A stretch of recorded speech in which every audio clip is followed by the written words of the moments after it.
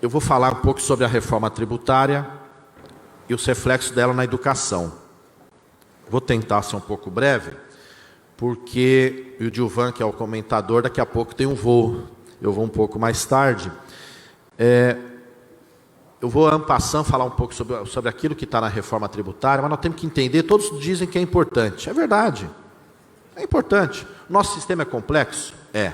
Nosso sistema é confuso? É. Nosso sistema, cada estado tem uma regra, cada município também, fora do governo federal. Isso dificulta a vida de todo mundo. Mas o que é tributo, né? O que é a reforma? Nós queremos um sistema mais simples? Queremos. Queremos que a pessoa possa entendê-lo, qualquer cidadão, não somente quem lida com isso, queremos. Mas qual sistema tributário nós queremos? Além dele ser simples, nós temos que perguntar qual sistema nós queremos. O sistema tributário diz muito sobre um país.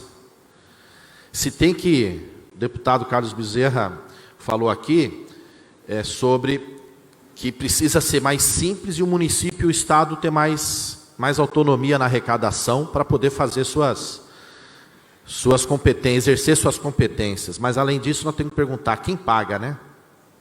Nós temos que também inverter a pirâmide, mas no sentido de quem paga mais e quem paga menos. É justo, diria que a camada popular dos trabalhadores proporcionalmente pagar muito mais do que eventualmente quem está muito acima? Não, nós temos que inverter um pouco essa lógica. Os partidos de oposição apresentaram uma outra proposta na PEC 45 para fazer esse debate. Se a gente quer algo justo, os governos precisam de recurso. Para quê? Para investir nas políticas sociais preferencialmente, para garantir direitos. Apesar que falar em direito agora, no atual momento, em alguns lugares parece palavrão, né? Parece uma coisa de outro mundo, uma coisa rara, né? Em exceção, que está entrando em extinção, mas nós temos que garantir, lutar por isso, e ao mesmo tempo o sistema tributário ele passa um panorama do que é o Estado, né? Que Estado é esse que a gente deseja? Como é que ele funciona? Como é que ele arrecada? Como é que ele distribui o dinheiro? Porque o sistema tributário não só arrecada, mas ele também compartilha aquilo que arrecada, né? Então eu vou rapidamente apresentar. Bom, financiamento da educação, hoje está previsto na Constituição, no artigo 212, por exemplo, tem recursos próprios, a transferência dos estados, do governo federal para os estados, para os municípios. Tem também a previsão do salário e educação, também faz parte do artigo 212, foi incluído pela emenda 53. Hoje tem a vinculação, né, que está no artigo 212, está também na LDB, aí que fala da aplicação dos impostos, receitas. A União, nunca menos que 18% dos seus impostos, ou seja, precisa aplicar 18% dos seus impostos na educação, naquilo que compete ao governo federal. Os estados, o Distrito Federal, os municípios, nunca menor que 25%. Em alguns estados e municípios, porventura, pode ter uma exigência maior, como São Paulo, que tem 30%. Apesar também do governador, o presidente da Associação dos Municípios, aqui ele falou que o governo do estado se apropriou de recursos do Fundeb e não compartilhou devidamente, como determina a lei. São Paulo, apesar da Constituição do Estado determinar 30%, o governo do Estado também aplica parte desse recurso onde não deve, com anotação do Tribunal de Contas, com denúncias, mas infelizmente parece que contra algumas coisas não acontecem. Se fosse um prefeito de uma cidade pequena, com certeza seria duramente punido pelo Tribunal de Contas, ficando até inelegível se assim fizesse.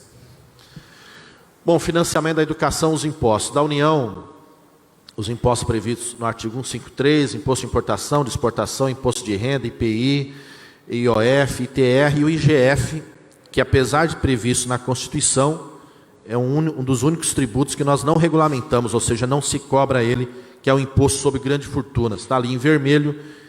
Na nossa proposta da oposição, a gente pede a regulamentação do imposto sobre grandes fortunas, para que haja um percentual, é baixo, mas é simbólico, de 0,5 para quem ganha acima de 8 mil vezes o valor de isenção do imposto de renda. Depois a gente trata melhor disso.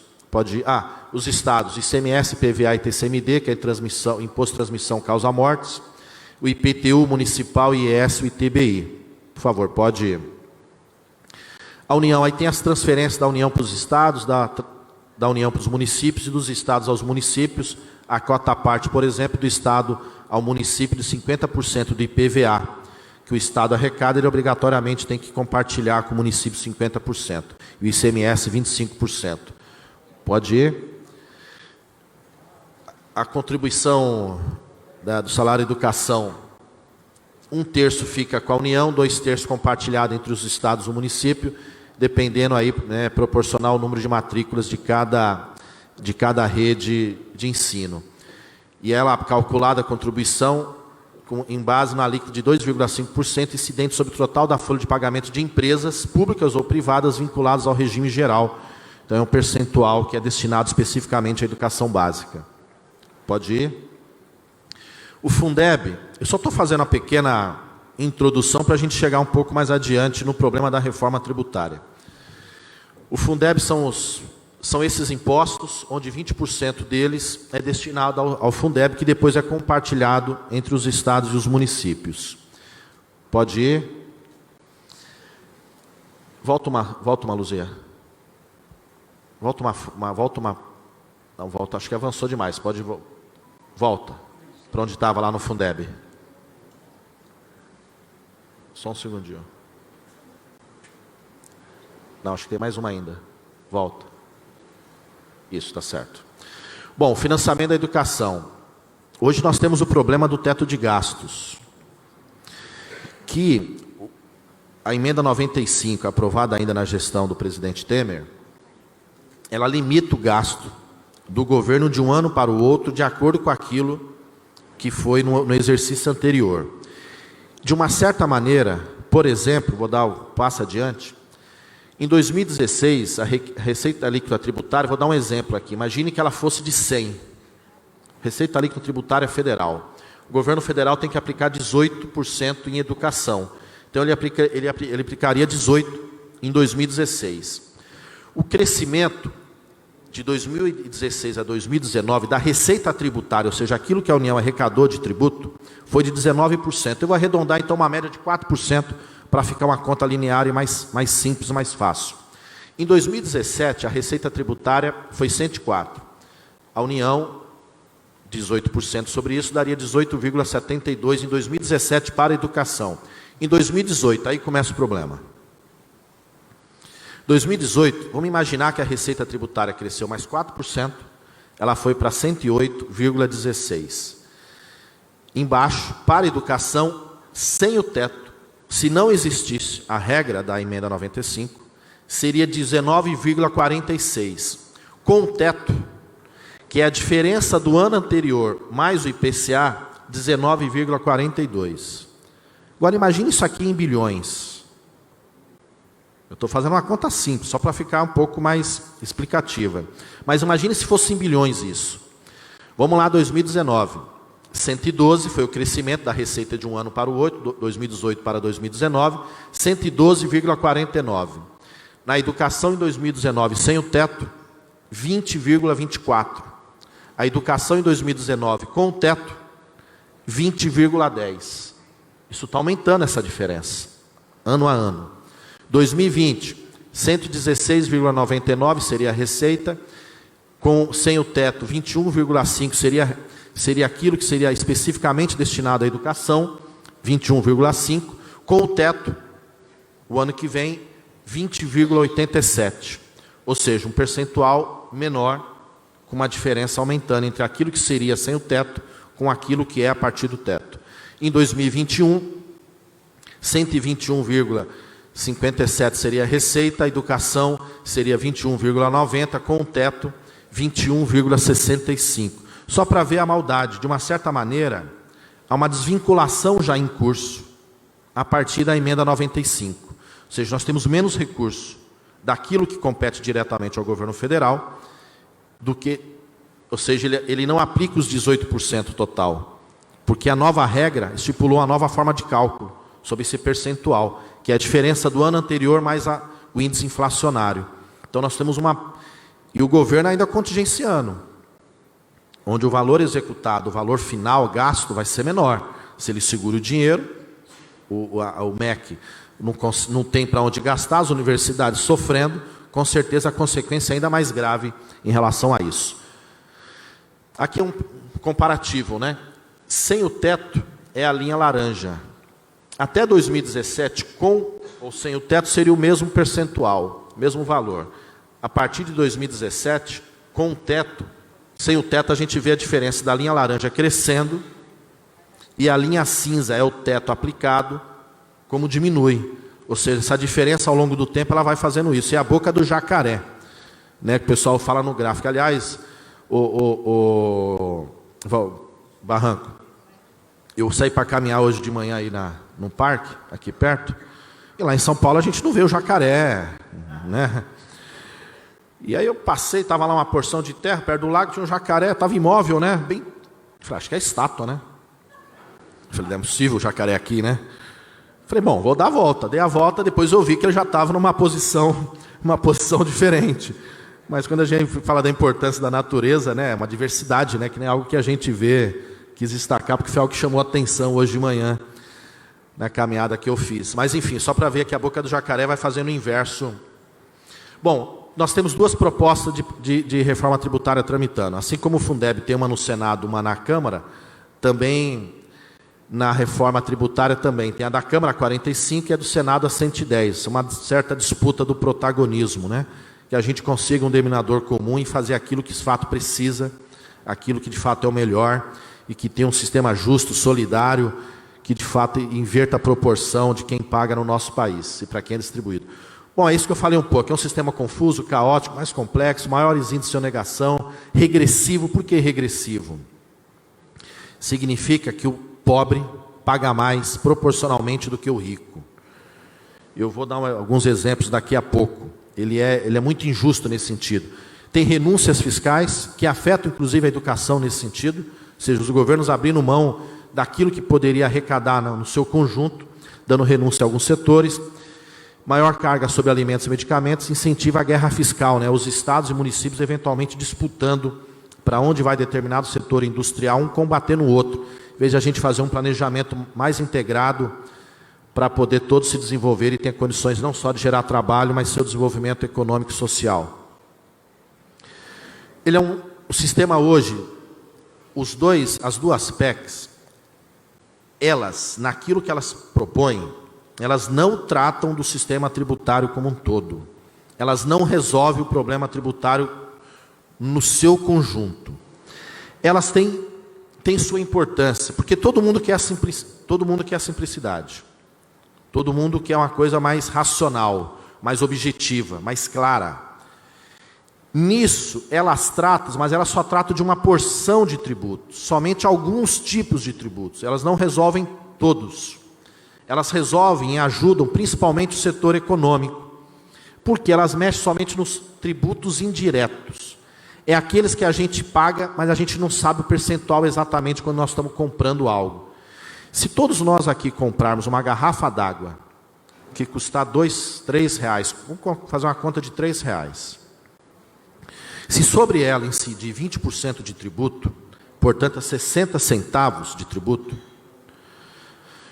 quem ganha um salário mínimo, se comprar aquela garrafa d'água, vai pagar 60 centavos de tributo. Quem ganha 10 salários mínimos vai pagar 60 centavos de tributo. Quem ganha 20 salários mínimos pagará 60 centavos de tributo. Quem ganha 100 salários mínimos pagará 60 centavos de tributo. Quem ganha 4 milhões por mês, como o presidente da Vale, ou presidente do Itaú, pagará 60 centavos de tributo.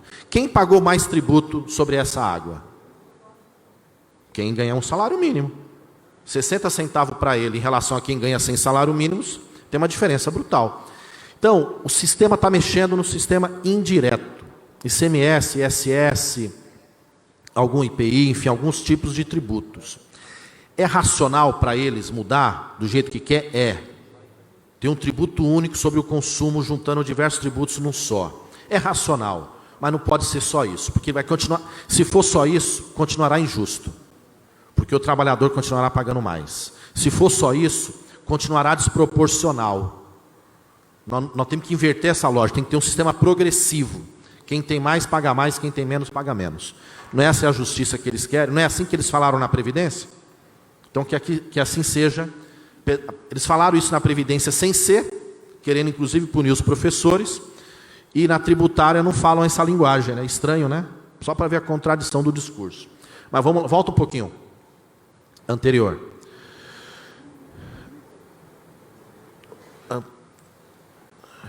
Aquela do tributo. Bom, é isso. Está ali. Se fosse, nós queremos também mexer nos tributos diretos, que incidem sobre renda e patrimônio. Quem tem alta renda, quem tem um alto patrimônio, quem recebe muito mais do que o trabalhador, tem que ter um outro percentual de tributo. Tem que ter um outro percentual para ser taxado. Porque senão a gente vai continuar desproporcional. Pode ir adiante. Para um pouquinho, calma. O sistema hoje, que é o IVA, né, que a gente fala, no caso seria o IBS, o IVA é Imposto sobre Valor Agregado. Vai juntar tudo num só e vai agregando de acordo com a etapa de produção. Não vou entrar muito nesse detalhe. Pode ir. Então o IVA é o seguinte, imagine que um produto que custe 2.000, se fosse 27%, a pessoa teria que pagar R$540, a indústria, o IVA é recolhido na transação, R$540, vai adiante. O próximo atacadista, se o valor dele, o produto dele custar 2.500, ele vai pagar 675, descontando os R$540 da etapa anterior. Pode ir adiante. Obrigado, Rosa. 3.000 seria o varejista, 810 com a diferença anterior vai pagar 135. E assim o consumidor final, imagine que seja 4.000, se fosse aplicado 27% seria 1.080, diferença de 1.080 para 810, para tudo aquilo acumulado nas etapas anteriores, o valor final seria R$270.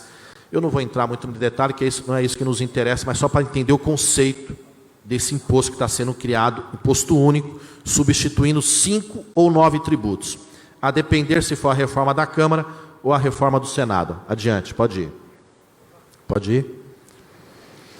Na reforma da Câmara, tira IPI, PIS, COFINS, ICMS e ISS. Na reforma do Senado, também IPI, também o PIS, também o COFINS, também o ISS, mas entra o salário e educação. Na reforma da Câmara, do Senado, está tirando o salário e educação. Também tira o IOF, tira o PASEP, o ICMS, a CID, combustíveis, e cria um só tributo, no lugar de todos esses, com uma alíquota alta, que vai onerar o consumo. Vai, adiante. Bom, é isso. Então, as duas caminham para a criação de um imposto sobre bens e serviços, não importa o bem e o serviço que a gente comprar. A garrafa d'água aqui no Mato Grosso, a garrafa d'água em São Paulo, a garrafa d'água no Amazonas, a garrafa d'água lá em Pernambuco vai ter o mesmo percentual de tributo. Vai ser a alíquota única no país inteiro. E acabando com a guerra fiscal. Não dá para um estado ter um ICMS sobre um carro de 27, o outro ter 15, o outro ter 20, o outro ter 10. Vai ser todo mundo igual, para acabar inclusive a guerra fiscal e a renúncia. E também acaba com a renúncia fiscal. Pode ir. Com uma diferença. Será uma alíquota única para o país inteiro, que vai ser subdividido. Um percentual dessa tarifa fica com o município, um percentual dessa tarifa fica para o Estado, um percentual dessa tarifa fica para a União. Aquilo que fica para o Estado e para o município vai arrecadar o mesmo valor que hoje os municípios recebem das suas receitas, com o ISS, com a outra parte do ICMS, do IPVA e assim vai. O Estado também vai ter o mesmo valor de arrecadação daquilo que ele recebe hoje dos seus tributos. Pelo menos até um período aí de 20 anos, haverá uma espécie de uma câmara de compensação. Se alguém perder, vai ser compensado, para ninguém perder ao longo desse período. Depois disso, muda, aí cada um vai arrecadar daquilo que de fato arrecadar na sua relação de consumo, porque vai inverter a ótica também. Cobra-se o tributo no destino e não na origem. Por isso que vai acabar com a guerra fiscal. Não adianta o Estado dizer aqui você paga menos tributo para uma empresa, não vai fazer diferença, porque quem vai pagar o tributo é o final, é o consumidor final. Na cadeia é na onde aquele produto foi de fato comercializado. Porém, se Cuiabá vai ter alíquota. Imagine que a alíquota única seja de 20%.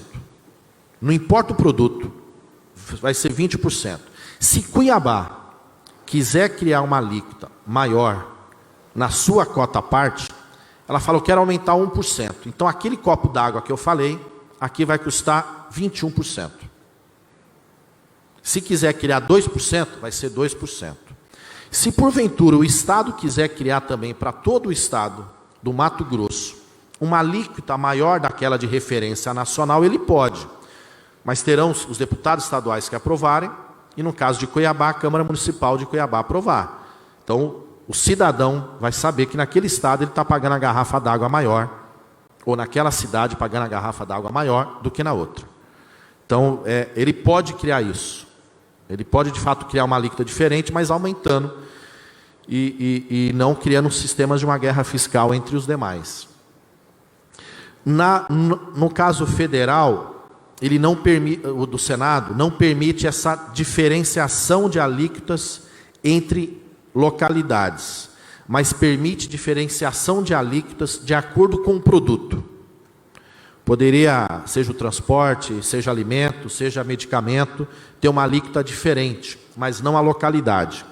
A Câmara também prevê alíquotas diferentes, na proposta que está lá, o imposto seletivo sobre alguns tipos de produto. Por exemplo, produtos que causem dano à saúde. Poderia ter cigarro, bebida alcoólica, poderia ter uma alíquota maior, para desestimular o consumo, ou quem consumir fala, você pode consumir, mas o seu tributo é a mais, esse produto está sendo taxado dessa maneira. Pode ir adiante? Aí a partilha de arrecadação é aquilo que eu falei, a alíquota é resultado da soma de todas as subalíquotas, municipais, estaduais e federal. Alíquotas de referência serão fixadas pelo Senado a partir de estudo técnico do TCU, para dizer qual o percentual que o município teria, o Estado e o governo federal. Cada ente federativo poderá alterar sua alíquota mediante lei complementar, seja no Estado ou no município. A alíquota total do IBS poderá ter valores diferentes em cada município. Aquilo que eu falei que Cuiabá poderia aumentar o imposto sobre a água se ele quisesse. Vai adiante. Bom, aqui começa um pouco o problema. Naquilo que diz respeito à educação. Todo mundo diz que a educação é importante, né? A educação é importante, temos que investir em educação, educação é prioridade, tem que ter recurso. Aí tem esse debate, como o Gilvan colocou, que algumas figuras do governo falam, tem que desvincular. Não dá para o Estado ser obrigado a investir 25% em educação, ser obrigatório isso, se ele tiver uma demanda maior numa outra área. Esse recurso não tem que ser taxado, não tem que ser vinculado a esse percentual. O gestor tem que ter a liberdade de remanejar o recurso de acordo com sua competência naquilo que ele faz na gestão. Na PEC 45, o que está dizendo? Ele permanece com os índices de educação e saúde, porém somados. Vamos pegar no caso do Estado. O Estado é obrigado a aplicar 25%, vamos pegar aqui Cuiabá, onde nós estamos, 25% em saúde e 15% em 12%,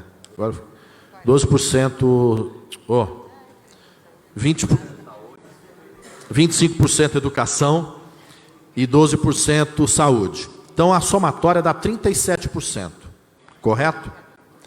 Poderá o prefeito de Cuiabá dizer o seguinte, não, eu não quero investir 25% da educação. Eu vou investir, tirar 5% da educação e vou pôr na saúde, que vai ficar com 17%. Mas eu posso tirar 10%, que vai ficar com 15% a educação e a saúde com 22%. Ora, vamos ser sinceros, gente. Na pressão do dia a dia de qualquer prefeito, na pressão do dia a dia de qualquer governador, quem que vai sofrer? A educação. Porque a reclamação sobre a saúde é muito maior. Ela impacta o gestor politicamente de forma muito direta. A pressão sobre ele de garantir... Não que não seja correto a vinculação à saúde. Não estamos dizendo isso. Mas nós não podemos colocar em confronto duas áreas essenciais. Nós não podemos colocar em confronto duas áreas que são direitos. duas áreas que mexem, impactam a vida da pessoa. Uma porque acolhe ela, atende ela, socorre ela no momento de necessidade, que é a saúde, e precisa de recursos para isso. E outra que transforma o país, não só hoje, mas ao longo do tempo. Que inclusive, se fizer devidamente o investimento, vai ajudar a saúde no futuro, que seria a educação. Então nós não podemos colocar em conflito. Então ele fala o seguinte: está vinculado no valor total, mas desvinculado nas áreas. Isso está na PEC 45. Ou seja, isso é preocupante. Muito preocupante. Eu não vou aqui falar do Fundeb, vai ter uma outra mesa, e com muito, tenho certeza, com muito mais conteúdo sobre isso. Mas se eu perco percentual na educação, consequentemente, depois eu afeto também o Fundeb. Uma coisa está atrelada à outra. Porque se o meu total na educação for menor, quem diz que isso não vai afetar o Fundeb? Que, como disse o Gilvan Alencar, ele foi, segundo ele dizendo, foi perguntado se a educação estava parada ou não no país. Ele falou não, porque a dos estados e dos municípios estão funcionando. E estão funcionando por quê? Porque tem a garantia do Fundeb. O mínimo, pelo menos, está garantido. E também tem a vinculação naquilo que o Estado tem de recursos dos 25%, assim como o município. Então, desvincular de uma forma indireta, né, ou permitindo que essas áreas uma concorra com a outra, vai ser um prejuízo enorme para a educação. Seja na manutenção do sistema, seja na valorização profissional. Fala, não, professor, desculpa, esse ano não tem aumento, porque esse dinheiro eu tive que dar para a saúde. Você é contra ajudar a saúde, professor? Ah, vocês querem aumento para os professores, mas e a saúde que está precisando?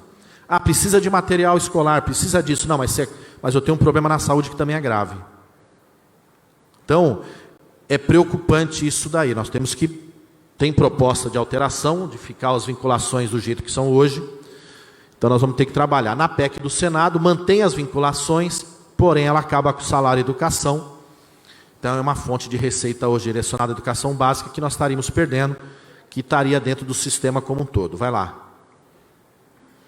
Bom, aspectos positivos é isso, da proposta tributária: simplifica, reduz judicialização, reduz possibilidade de sonegação, aumenta a transparência da carga tributária, acaba com a guerra fiscal. Vai adiante. Qual o problema? Não propõe uma tributação progressiva sobre a renda e o patrimônio, que nós falamos que tem que taxar. Não reduz a tributação sobre o consumo, que vai juntar tudo, todo mundo vai pagar igual no país inteiro um percentual sobre o consumo, qualquer coisa que comprar. Qualquer coisa que comprar. De um celular a uma caneta, a uma garrafa d'água, a uma camisa, uma camiseta, um tênis, em qualquer coisa. Não inclui dispositivos que incentivem a sustentabilidade ambiental. Não considera salvaguardas e manutenção de investimentos que gerem desenvolvimento regionais, são os fundos regionais, e pode gerar impactos negativos nos gastos sociais, porque tira alguns tributos das seguridades sociais, como o PIS, mexe na questão da saúde e educação, como eu falei, essa questão dessa desvinculação. Adiante. Pode ir adiante. Nós, os partidos de oposição, apresentaram algumas emendas ao texto da PEC 45 e apresentaram também um texto global, ou seja, uma nova proposta completa. Nós estamos colhendo assinatura para a gente apresentar, porque a gente entende que se tiver que mexer no sistema tributário, que mexa ele no seu conjunto, desonerando. Tem que desonerar a produção? Temos. Tem que simplificar? Temos. Mas quem tem que pagar mais é quem tem mais. Quem tem que pagar mais é quem pode mais. Não dá para continuar com essa injustiça no sistema tributário nacional. Bom, ela foi proposta pelos partidos da liderança, que compõem a liderança da minoria, na Câmara dos Deputados, PT, PDT, PCdoB, PSOL, Rede, PSB. Foi inspirada no estudo da Anfip, que é uma Associação Nacional dos Auditores Fiscais da Receita Federal, e na Federação Nacional dos FICs Estaduais e Distrital, a FENAFISCO. Pode ir adiante. Falaram que muita gente diz, não, o Brasil tem que ser igual ao país moderno, nós vamos agora modernizar o Brasil, nós vamos ser igual aos países da Organização para a Cooperação e Desenvolvimento Econômico, que são os países da OCDE. Ok, então vamos lá ver. Na renda, no Brasil, taxa-se 18,3%. Na OCDE, 34%.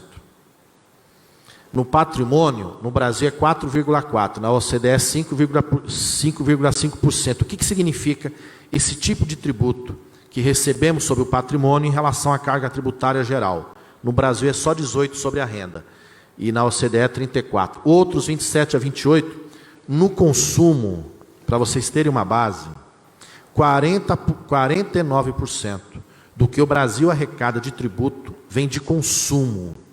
É muito. Por isso que é um sistema regressivo, que quem tem menos paga mais. Ele é desproporcional, ele é injusto. Diria que ele é cruel com a camada popular e mais pobre. Pode ir adiante. Aquele rapaz que entrega pizza, que entrega comida que a gente pede no iFood, ou pede diretamente em qualquer loja de alimentação, ele paga IPVA pela moto dele. Ele fica a noite inteira circulando para lá e para cá, se arriscando, ele paga IPVA. Quem tem um carro, que vai trabalhar com o carro, paga IPVA. Mas vocês sabiam que o dono do iate, o dono do helicóptero e o dono do iatinho não pagam? Pagam zero. É justo? É justo? É justo, gente? Com certeza não, mas é assim hoje. Ora, eles têm que começar a pagar. E proporcionalmente tem que pagar mais do que o cara da moto. Aquele rapaz sem a moto, ele não consegue entregar a pizza. Ele trabalha, ele precisa dar, é um instrumento de trabalho. E ele paga o IPVA. Mas quem passeia do jato ou vai de helicóptero, com certeza poderia ir por outro meio. Então, se ele tem isso como algo, não tem problema ter. Mas é justo que ele pague mais. Vocês sabem, todo mundo que trabalha, todo mundo que ofere renda a partir do seu trabalho, paga imposto de renda, de acordo com a faixa daquilo que você recebe. Quem recebe dividendo, ou seja, uma renda, a partir daquilo que ele recebe de lucro da empresa, que a empresa compartilha com ele, paga zero. Sabe aquele cara do Itaú que eu falei que ganha 4 milhões por mês? Gente, eu não estou brincando não, ele ganha 4 milhões por mês. O diretor-presidente do Itaú, o executivo do Itaú. Tem uma lista aí com os maiores salários. O presidente da Vale, que foi omisso, no mínimo, naquele acidente que nós tivemos em Mariana, em Brumadinho, também ganhava 4 milhões por mês. Provavelmente, boa parte dessa renda deles vem como dividendo. Não é tributada, paga zero. Somente o Brasil e a Letônia que cobra zero do imposto de renda quem recebe de dividendo. É justo? Quem ganha 5 conto, 3 conto, paga o seu imposto de renda, paga 15, dependendo do que ganha, paga 27, o que seja, e o cara que ganha tudo isso não paga? Não é justo. Tem que inverter essa lógica, mas é assim hoje. Bom, e a gente coloca que é preciso alterar a composição da carga tributária, pode ir mais adiante. Aqui são princípios, quando a gente fala que tem que inverter, quem tem mais paga mais, né, ser progressivo, pode ir. Pode ir. Isso aí, passa outra. Vai lá. Progressividade. Nós queremos, na nossa proposta, que as grandes heranças, não é a transmissão da casa que uma pessoa tem, vem o dono da casa falecer, vai transferir a casa para o esposo, para a esposa ou para o filho, ele pagar isso como herança. Não, estamos dizendo de grande herança. Né? O grande patrimônio, que no mínimo significa 15 milhões, nós estamos colocando um valor alto já, hein? 15 milhões. Não diz que quer ser igual aos Estados Unidos, nos Estados Unidos é 40% sobre a grande herança. O Brasil é 4%. Que diferença, hein? Então nós precisamos taxar isso, acima de 15 milhões. Se a pessoa fizer, o dono do patrimônio, antes que ele venha a falecer, uma transferência, ou diga no seu testamento, que parte dessa grande herança vai para uma fundação, e na área da saúde ou da cultura, o que seja, semelhante, Ele pode doar 20%. Aí ele estaria isento. Os outros 20% ele vai ser taxado com o valor proporcional à grande herança dele. E assim o ITCMD, e assim outros, IPVA sobre aeronaves, embarcações, progressividade do ITR, a outro lá não estou vendo, peraí. Bom, vem aqui, lucros e dividendos tem que ser taxados, juros sobre o capital, também hoje tem uma taxação menor, seja aquilo que a pessoa recebe a partir do seu investimento. Se foi uma renda dita a partir do capital, ela recebe menos. Grandes fortunas também teria que... Qual a diferença entre grandes fortunas e heranças? Fortunas é aquilo que você tem de patrimônio hoje, não importa, seja patrimônio físico, seja dinheiro, seja ações, em vida, você pagaria um percentual de 0,5. Você fala, por que só 0,5? Porque essa pessoa também já vai ser taxada no imposto de renda. O que a gente quer é que a tabela do imposto de renda também mude, seja progressiva, cobrando muito mais de quem recebe mais. E grandes heranças, a herança é a transmissão a partir de a pessoa faleceu, você vai transmitir sua herança, ou seja, são razões diferentes. Pode ir. Pode ir. Aí a gente propõe a CID ambiental, outras questões que envolvem a agricultura familiar, a produção orgânica, pode ir. Não é o nosso foco, né? Não vou ficar... Aí a questão dos fundos, tem um debate que tem prefeito e governador de que não quer que o IBS seja único, pegando os seus tributos. Fala o seguinte, aquilo que é do município e do estado, ficaria no imposto sobre a gestão deles, sobre a competência deles, a arrecadação, fiscalização, instituição deles. E o governo federal vai unificar os tributos a partir daqueles tributos federais. Então tem um debate sobre isso, e a contribuição social sobre valor agregado federal, porque como ela termina, por exemplo, com a PIS e o CONFINS, que são financiadores da Seguridade Social, é criar uma contribuição social específica também sobre o consumo, para garantir a Seguridade Social, que é um princípio na nossa Constituição, que ela tem que ser solidária, né? Todo mundo tem que ter responsabilidade pela Seguridade Social do cidadão. Aí fala da Zona Franca de Manaus, que tem incentivo, fundo de equalização, para poder compensar se alguém tiver perca. Vai lá. Seguridade Social, a questão da vinculação com o salário mínimo, financiamento, pode ir, que tem a ver da saúde. O que a gente quer da saúde? Os produtos nocivos à saúde tem que ter uma taxação diferente. Pode ter uma taxação diferente. É justo, porque o poder público acaba tendo uma demanda a partir disso. Então tem que ter um tributo para financiar o sistema a partir de uma causa gerada de um consumo de determinado serviço que gere, porventura, algum dano à saúde. E aí o restabelecimento do piso da saúde, ou seja, os municípios, o Estado e a União terão obrigação, no mínimo, com percentual sobre a saúde. Não pode desvincular.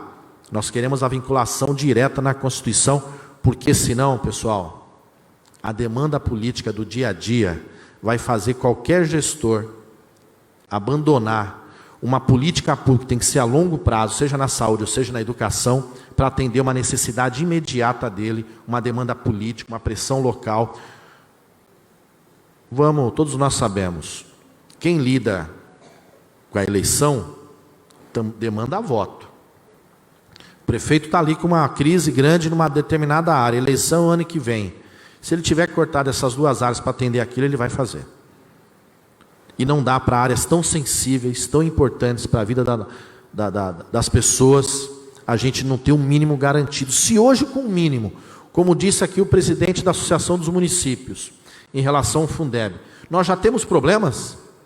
Se hoje com os 25% exigidos em educação, por exemplo, deputada Rosa Neide, o governo do Mato Grosso tem ano que não cumpre, como São Paulo não cumpre, imaginem se a gente não tiver um mínimo estabelecido constitucionalmente e sem consequência punitiva se for descumprido. Vai lá.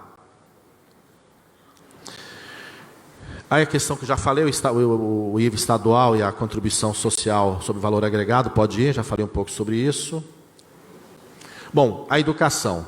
O que a gente propõe também na nossa proposta, na PEC da reforma tributária, a PEC 45, que está na Câmara Federal, proposta pelos partidos de oposição, aqueles que eu já falei. O restabelecimento do piso, 18% para o governo federal, 25% para os estados e municípios, obrigatórios. Tem que exigir. O prazo do novo Fundeb. Por que isso? Apesar de ter uma PEC do Fundeb, que está para ser aprovada, imagine se a PEC do Fundeb é aprovada antes da reforma tributária. Vai mudar os tipos de tributos. Então, ou se porventura a PEC do Fundeb não é aprovada. Então a gente estabelece, põe na reforma tributária o prazo de 90 dias após aprovada a reforma tributária para estabelecer o novo Fundeb, caso porventura não tenhamos aprovado antes. A gente só deixa ali como uma segurança, porque não está clara a posição do governo sobre isso. E como para eles direito e educação são palavras criminosas, são palavrão, todo cuidado é pouco de nossa parte. Constitucionalizar o fundo do pré-sal. O fundo do pré-sal é uma legislação onde parte daquilo que é arrecadado a partir do pré-sal vem para a educação. O que a gente quer fazer? Garantir como direito constitucional. Aquele percentual que vai do pré-sal, que vai para a educação, tem que ser garantido constitucionalmente e não entra no teto. Ele é um plus. Se vier, ele é o plus. Não pode ficar preso no teto, porque o teto limita o gasto. Como eu expliquei. Sobre aquela tabelinha do teto que eu expliquei, que vai diminuindo com a PEC, mesmo se entrar alguma receita a mais para aquele órgão, ele não pode gastar mais. Então é o seguinte, lá eu dei o exemplo de 100.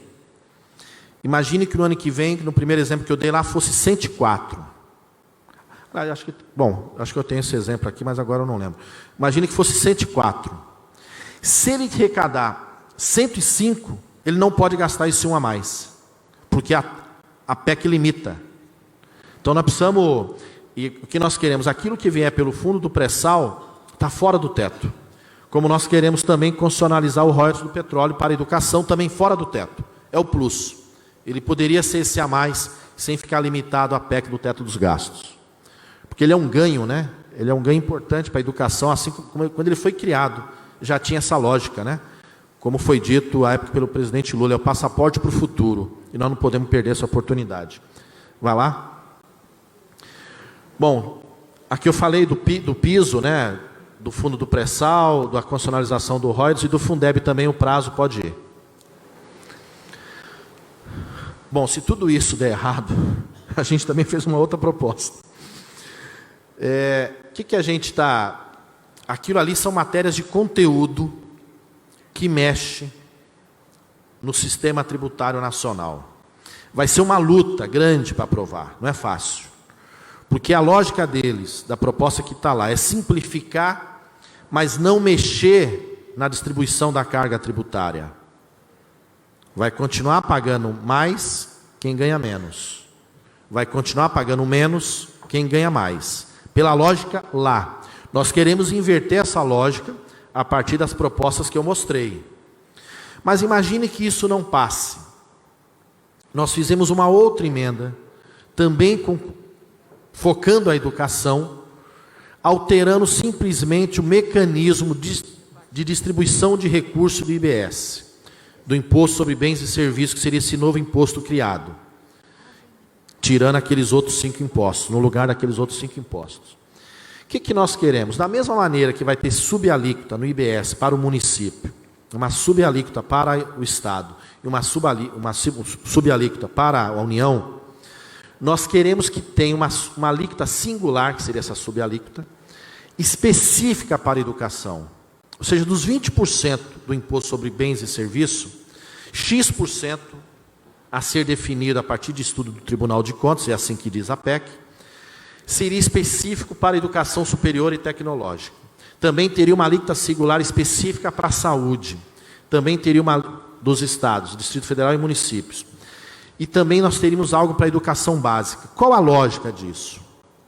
Assegurar, garantir o mínimo de acordo com valores atuais para a educação e a saúde. Não dá para isso ficar solto, porque são áreas, como eu falei, que acabam, felizmente, se a gente deixar solto.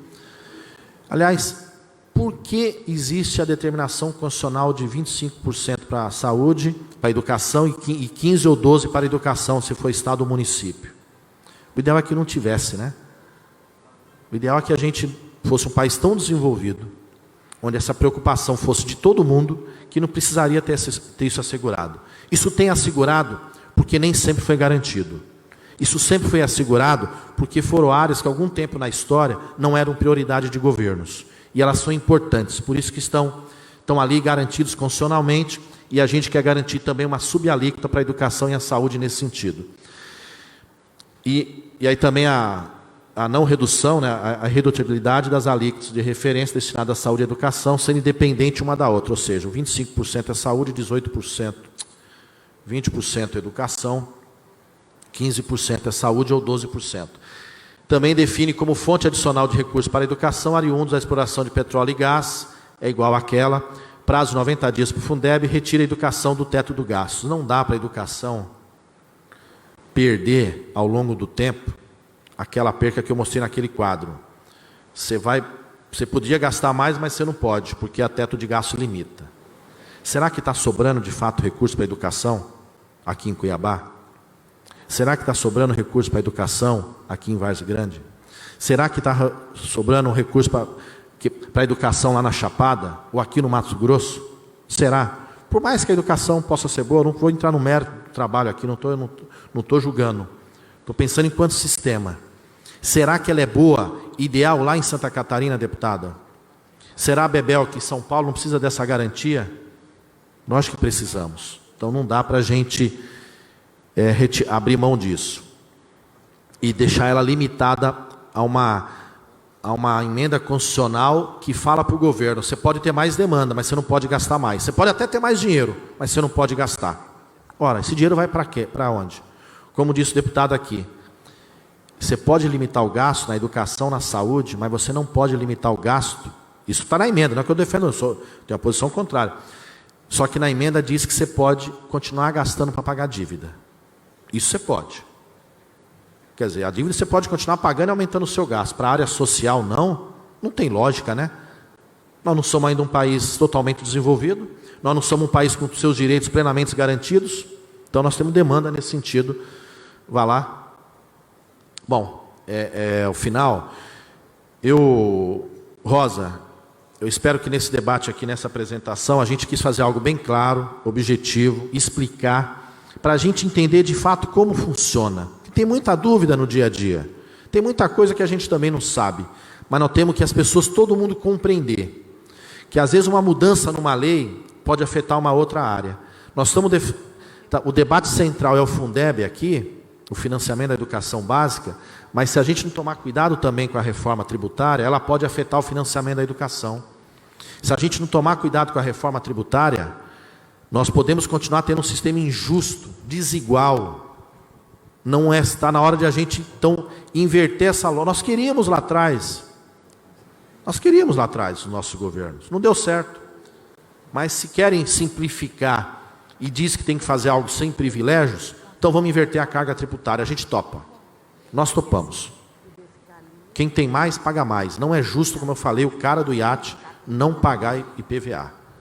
Não é justo quem ganha 100 mil pagar um percentual igual de imposto de renda quem ganha 6 conto. Ou de quem ganha 2 conto, pagar proporcionalmente mais do que quem ganha 8. Não tem sentido. Não tem sentido algum. Precisamos fazer essa justiça, ser mais objetivo, mais simples, inverter na carga tributária, e não podemos permitir que nessa lógica da simplificação, a vinculação à saúde e à educação sejam deixadas de lado, e aí no dia a dia quem vai sofrer a gente sabe, porque quem está na escola pública, quem usa a saúde pública, serviços essenciais, é o filho do pobre, é o trabalhador, é a camada popular, e nós não podemos permitir no nosso sistema, se a gente quer dar um avanço como eles querem, que dizem que é um Brasil desenvolvido, que faça parte da OCDE. Então, se for, vamos inverter essa lógica. Bom, obrigado, espero ter colaborado com o debate.